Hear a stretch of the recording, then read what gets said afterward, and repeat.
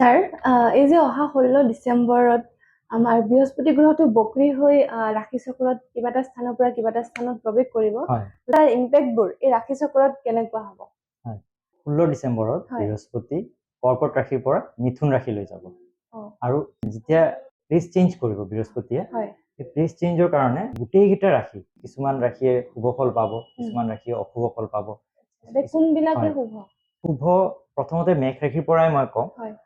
মেঘ ৰাশিৰ জাতকসকলে হয়। ভাল ফল পাব, কিয় মেঘ ৰাশিৰ পৰা বৃহস্পতি থাৰ্ড হাউচত যাব। থাৰ্ড হাউচত বৃহস্পতিয়ে অশুভ ফল দিয়ে, কিন্তু মেঘ ৰাশিৰ কাৰণে গোচৰত চন্দ্ৰবুদ্ধি আছে, সেইকাৰণে তৃতীয় স্থানত থকা স্বত্বেও ভাল ফল পাব মেঘ ৰাশিৰ লোকসকলে।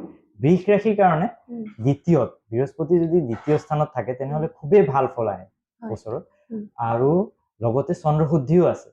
সেইকাৰণে দুয়োফালে যেতিয়া ভাল, সেইকাৰণে ৰিলেশ্যনৰ ক্ষেত্ৰত, ঘৰুৱা ৰিলেশ্যনছবোৰ বা ফিনান্সিয়েল চাইডটো দ্বিতীয় স্থানটো ধনস্থান হয়, তো সেইকাৰণে ফিনান্সিয়েল চাইড, ঘৰুৱা ৰিলেশ্যন এইবোৰৰ ক্ষেত্ৰত খুবেই ভাল ফল পাব। তাৰপিছত মিথুন ৰাশি, যিহেতু মিথুন ৰাশিতে বৃহস্পতি আহিব, হয় বৃহস্পতি আহিব আৰু বক্ৰী হৈ থাকিব, বৃহস্পতিৰ পৰা নেগেটিভ ৰিজাল্টছ পাব হেল্থ ৱাইজ বৃহস্পতিৰ পৰা, আৰু কিছুমান ক্ষেত্ৰত যে ৰিলেশ্যনৰ ক্ষেত্ৰতো অলপমান নেগেটিভ পাব। কৰ্কট ৰাশিৰ লোকসকলৰ দ্বাদশত বৃহস্পতি থাকিব, যিহেতু 12 হাউচত পৰি যাব। 12 হাউচত পৰিলে বৃহস্পতিৰ পৰা নেগেটিভ এফেক্ট আহে, খৰচ হয়, ফিনান্সিয়েল লছ হয়, ছাডেন এক্সপেন্স হয়, লগতে কিছুমান হেল্থ ইছ্যুজো আহে। তো কৰ্কট ৰাশিৰ কাৰণেও খুব বেছি ভাল নহয় 16 ডিচেম্বৰৰ পিছত। এতিয়া সিংহ ৰাশি, সিংহ ৰাশিৰ লোকসকলৰ কাৰণে চন্দ্ৰশুদ্ধিও থাকিব বৃহস্পতিৰ বছৰতো 11th হাউচ, একাদশ স্থানত যাব, আয় স্থানত ইনকাম বাঢ়িব সকলো ক্ষেত্ৰতে, যেহেতু চন্দ্ৰশুদ্ধিও আছে, লগতে বছৰতো শুভ স্থানত আছে, সকলো ক্ষেত্ৰতে ভাল ফল লাভ কৰিব সিংহ ৰাশিৰ লোকসকলে। আয় বৃদ্ধি হ'ব বা অভাৰঅল এটা খুবেই ভাল ফল। এতিয়া নেক্সট হৈছে কন্যা ৰাশিৰ লোক। কন্যা ৰাশিৰ লোকসকলৰ চন্দ্ৰশুদ্ধিও নাই, লগতে দশমত অশুভ হোৱাৰ কাৰণে কন্যা ৰাশিৰ লোকসকলৰ 16 ডিচেম্বৰৰ পিছত অলপমান নেগেটিভ এফেক্ট আহিব। অভাৰঅল কৰ্মস্থান বা অভাৰঅল সকলো ক্ষেত্ৰতে অলপমান নেগেটিভ এফেক্ট পাব। এতিয়া তুলা ৰাশিৰ লোকসকলে ভাগ্যস্থানত যাব, হয় নৱমত যাব। নৱমত আটাইতকৈ ভাল এফেক্ট দিয়ে বৃহস্পতি, আৰু লগতে বৃহস্পতি চন্দ্ৰশুদ্ধিও পাব। তুলা ৰাশিৰ লোকসকলৰ কাৰণে অত্যন্ত ভাল ফল বৃহস্পতিৰ গোচৰত। আৰু বৃশ্চিক ৰাশিৰ লোকসকলৰ যিহেতু বৃহস্পতি অষ্টমত যাব, চন্দ্ৰশুদ্ধিও নাই, তো খুবেই নেগেটিভ এফেক্ট পাব। 16 ডিচেম্বৰৰ পিছত বৃহস্পতিৰ ফলাফল অলপ নেগেটিভ আহিব। এতিয়া পৰৱৰ্তী ৰাশিটো হৈছে ধনু ৰাশি। ধনু ৰাশিৰ সপ্তমত বৃহস্পতি যাব, আৰু লগতে চন্দ্ৰশুদ্ধিও থাকিব বৃহস্পতি। তো সেইকাৰণে যে ৰাশিৰ চন্দ্ৰশুদ্ধিও পাব, লগতে বছৰতো সপ্তমত খুব ভাল এফেক্ট দিয়ে।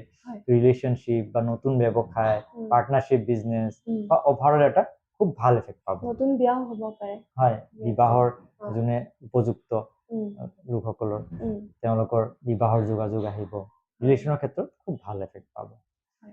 তাৰপিছত এতিয়া আমি আহোঁ যে মকৰ ৰাশিলৈ। মকৰ ৰাশিৰ পৰা 6th হাউচত থাকিব, কিন্তু 6th হাউচত থাকিলেও চন্দ্ৰশুদ্ধি থাকিব। চন্দ্ৰশুদ্ধি থকাৰ কাৰণে অভাৰঅল এটা পজিটিভ ৰিজাল্টছ পাব।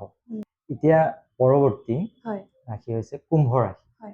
কুম্ভ ৰাশিৰ লোকসকলৰ পঞ্চমত বৃহস্পতি যাব, ষষ্ঠ স্থানৰ পৰা, হয় এতিয়া কুম্ভ ৰাশিৰ পৰা 6th হাউচত আছে এতিয়া বৃহস্পতি, কিন্তু 16 ডিচেম্বৰৰ পৰা 5th হাউচত যাব। পঞ্চমত বৃহস্পতিয়ে ভাল ফলাফল দিয়ে উচ্চ শিক্ষাৰ ক্ষেত্ৰত, সন্তানৰ ক্ষেত্ৰত, ফ্ৰেণ্ড চাৰ্কেলৰ ক্ষেত্ৰত এটা ভাল ফলাফল আহিব। ৰিলেশ্যন বিলাক বা ভাল পোৱা ক্ষেত্ৰত এটা খুব ভাল ফলাফল আহিব কুম্ভ ৰাশিৰ লোকসকলৰ। তাৰপিছত লাষ্ট যিটো ৰাশি মীন ৰাশি। মীন ৰাশিৰ লোকসকলৰ চতুৰ্থত বৃহস্পতি যাব পঞ্চমৰ পৰা, বছৰতো ভাল ফল নহ'ব, লগতে চন্দ্ৰশুদ্ধিও নাথাকাৰ কাৰণে, লগতে গোচৰতো শুভ থকাৰ কাৰণে মীন ৰাশিৰ কাৰণেও অশুভ ফলদায়ক হ'ব বৃহস্পতি। তো এই মিথুন ৰাশি, কৰ্কট ৰাশি, কন্যা ৰাশি, বৃশ্চিক ৰাশি আৰু মীন ৰাশি, এই যিকেইটা ৰাশি কাৰণে বৃহস্পতি অশুভ থাকিব, উম, অশুভ ফলাফল দিব 16 ডিচেম্বৰৰ পিছত, হয়। তেওঁলোকে বৃহস্পতিবাৰে নিৰামিষ খাব এইটো পাৰে। প্ৰতিকাৰ কৰিব হয়, পাৰে। হয়, যিখিনি অশুভ ফল উম, আছে উম, ফলৰ কাৰণে, উম। অশুভ ফলৰ পৰা নেগেটিভ এফেক্টটো কম কৰাৰ সেইখিনি কাৰণে প্ৰতিকাৰ। ব্ৰত ৰাখিব হয়, পাৰে মানে। বৃহস্পতিবাৰে নিৰামিষ খাব পাৰে, ব্ৰত ৰাখিব পাৰে। হয়। বৃহস্পতিৰ কাৰণে মন্ত্ৰ ওম ৰিং ক্লিং হোম উম, শ্ৰী বৃহস্পতায়ে। ধন্যবাদ। হয়, উম। এই মন্ত্ৰটো ওম ৰিং ক্লিং হোম শ্ৰী বৃহস্পতায়ে নমঃ। এইটো ৰাতিপুৱা সময়ত হয়। মাতিব লাগিব। হয়, এই মন্ত্ৰটো জপ কৰিব পাৰে। হয়।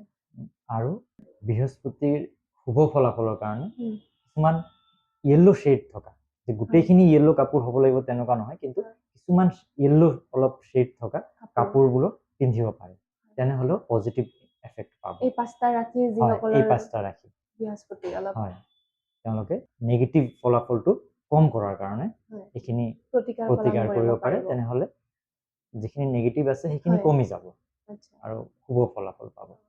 গতিকে এই 16 ডিচেম্বৰৰ পিছত যিকেইটা ৰাশিয়ে নিগেটিভ ইম্পেক্ট অকণমান পাব চান্স আছে, তেওঁলোকে এই প্ৰতিকাৰখিনি কৰি গোটেইখিনি শুভ ফল লাভ কৰিব সক্ষম হ'ব। গতিকে এইখিনি হ'ল বৃহস্পতিৰ যিটো গোচৰ আছিল, বক্ৰী গোচৰ, তাৰ ফলাফল। আগলৈ এনেকৈ আমি বেলেগ কি গ্ৰহৰ গোচৰ ক'ত হ'ব তাৰ আমি ভিডিঅ' আপোনালোকলৈ আগবঢ়াম। ধন্যবাদ।